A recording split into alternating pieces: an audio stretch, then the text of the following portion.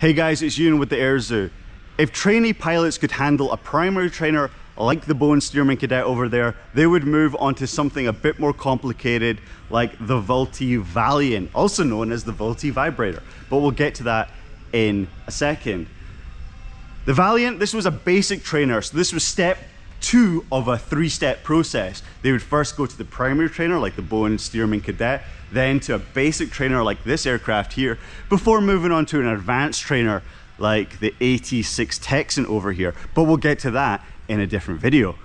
It was the first heavy plane that students would often fly, which meant that it was made out of metal. Although some parts of the aircraft, like the control surfaces here, were made out of fabric.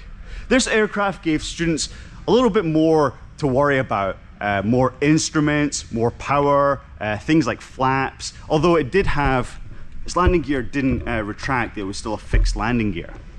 Now its nickname, the Vultee vibrator, that came from this, the canopy, because the canopy during flight would often shake, rattle, and vibrate, which gave it the nickname, the Vultee vibrator.